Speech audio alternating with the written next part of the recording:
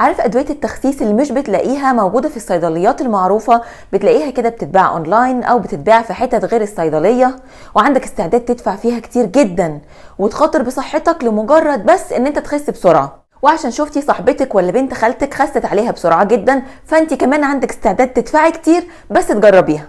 الادوية دي مريبة جدا.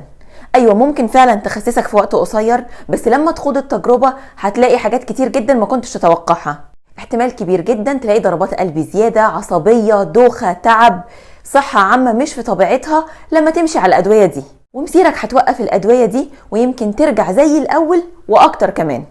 فنصيحتي ليك بلاش تبص تحت رجليك وتخلي شكلك هو الأولوية على حساب صحتك. ما تخليش حد يضحك على مخك ويحسسك ان في علاج سحري هيجيب لك من الاخر ومش هيأذيك في حاجة.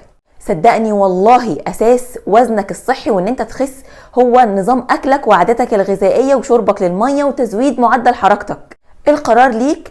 اكتب لي في الكومنتس لو عديت بتجربة شبه دي او تعرف حد عدى بتجربة شبه اللي بحكي عليها.